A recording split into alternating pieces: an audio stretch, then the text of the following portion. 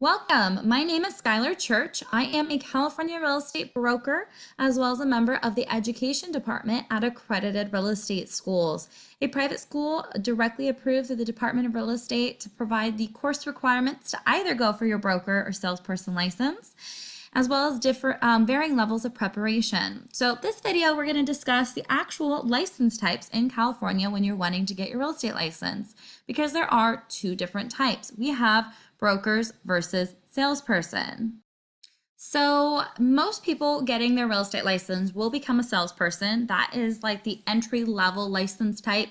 It's easier on the requirements. You only need 3 courses, but you also don't need to have any experience in real estate, whereas brokers do. So let's kind of go through the differences between the two and then the requirements to get either license type. And remember, this is California specifically. So when you're wanting to be a real estate agent and receive your license, you're looking at either applying to get your broker's or your salesperson license. And so here's kind of our little bit tiered system we look at it. So just as an example, brokers are considered the boss. So for instance, let's say there's a seller wanting to sell their home. They will have let's enlist ABC Brokerage to be the broker to list their home for sale. Now, ABC Brokerage is the technical agent. They establish the agency relationship with the principal, so the seller. And the broker is then liable for everything they are doing. So ABC Brokerage, whatever they do, they're liable for. But a lot of times, the broker of record with ABC Brokerage is going to be very busy with a bunch of different transactions. So what they do is they usually hire salespersons. Salespersons you can look at as like the employee. So for instance, there's John Doe. He just received his salesperson license, but to practice, he needs to place his license under a broker. He decides to place his license under ABC Brokerage. So John Doe is actually the sub-agent, and ABC Brokerage is the agent in regards to the actual relationship with the principal, so the seller or even a buyer, for instance. And the ABC Brokerage will be overseeing everything John Doe does. And ABC Brokerage is liable for everything they do, as well as what all the salespersons that they have working under them do. And that's through something called vicarious liability. So the broker is liable through vicariously through everything that the salespersons do as well. So important to know about that. That's why some people like to stay salespersons throughout their career. They might feel like it's a little bit less liability because they have another broker, for instance, they have another person. So the broker also with them to oversee, supervise, and make sure of the process and ask questions too. But a broker can work for themselves, whereas a salesperson needs to have their license under a broker to be able to practice in the state of California. And to kind of go over this agency relationship again, real estate brokers, so for instance, ABC Brokerage, they actually establish the agency relationship with the principal. Now, a lot of times though, buyers and sellers are working directly with a real estate salesperson. And this salesperson might be the main point of contact, but the broker that the salesperson works for is technically the one that establishes the agency relationship, and the salesperson just has a sub-agency relationship. That's important to know about for state exam purposes and also when practicing. But in the real world, we pretty much call in California brokers and salespersons real estate agents, even though the broker is technically the agent and the salesperson is the sub-agent. But for jargon out in the real world, we call pretty much either a broker, salesperson, and agents. But that's where you want to make sure you know this difference, due to the fact that being a broker does give you a little bit more flexibility of being able to work for yourself, whereas salespersons, when you work under a broker, brokers technically own the listings, not you as a salesperson. So you do have a little bit of you have to make sure you find a broker that you feel like is a good fit for you, because if they're not, you could run into issues. And especially if there's some disagreements, your broker is the one that actually retains the listings and the agency relationships. you're just a sub-agent as a salesperson. So always, it's totally okay to remain a salesperson throughout your career. But I do highly recommend to upgrade your license type at least sometime if you can to broker license, because it does give you more flexibility, especially when you retire down the road, for instance. Now, the licensing requirements, this is also why most people become salespersons, because when you're wanting to go for your real estate license, you only need to complete 3 courses to go for your salesperson, so principles, practice, and an elective.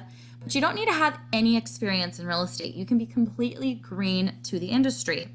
And you would just need these 3 courses, and then also make sure that you fulfill the honesty and age requirements. So disclose of any convictions of crimes you may have in your past, as well as any pending crimes, for instance, because if you do not disclose the crime, and then also depending on the type of crime, you may result in the denial of a license. And you also have to be 18 years of age or older to obtain a real estate license, but you can be 17 when you apply and take the state test. Now, for a broker though, so if you're a salesperson currently, you would then need to get 5 additional courses or for instance, if you might have only done one, if you've been licensed for over 25 years, you may have only done 1 course. So you'll need to then fulfill 8 total courses. Or if you're somebody that's not a real estate salesperson in California and you're wanting to go for your brokers, you would need to just do all 8 of the courses, but also fulfill the experience requirement. So you would need 2 years full-time real estate experience within the last 5 years. So from when the date that you submit the application to the state, you would need to show within the preceding 5 years that you have 2 years of full-time experience. It can be 5 years part-time as long as it equates to 2 years of full-time experience, and that is 40 hours a week. However, if you do not have this real estate experience, it doesn't need to be licensed real estate experience. It could be, for instance, lending, if you're working in the title industry and escrow, for instance, or even if you're an attorney that's been practicing real estate law.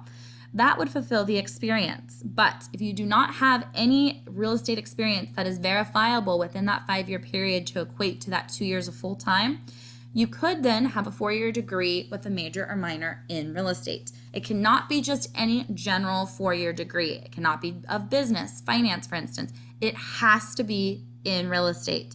This is a requirement as of January 1st, 2013, that the 4-year degree must be in real estate. It used to be that you could have any type of degree, a 4-year degree anyways, but they realized people were getting their broker's licenses without having proper scope of knowledge of either the experience or an extended education for it. And that's why this is a big difference as well. So even if you're going for your salesperson license, let's say you get that, then you get 2 years of experience, you would fulfill the additional courses, you would then need to take another state exam for the brokers, and also fulfill the same honesty and age requirements. Now, because you can see there are a lot more requirements to get your broker's license, and because you're kind of where everything stops with you as a broker, a lot of people become salespersons first off, and they remain salespersons. And we have a huge state in California, so we have a lot of salespersons. Brokers have stayed relatively constant, but we had that big parabola when we had that big market up back in 2006, and you can see it up until 2008. We had a lot of people wanting to get their real estate licenses. We had a drop off, but we've now had it gone back up since then with another market up. So this is just what we like to show, to get an idea of the amount of licensees we have, especially because California is a huge state geographically and with population. The prices are high here. So we have a lot of licensees. That's one thing about it. You will not have a monopoly in California because there are so many licensees. Whereas in the other states, there might not be as many licensees, but that's also because there's not as much of supply, for instance. They're not as big geographically or maybe with population. So California is a huge state. We have tons of licensees.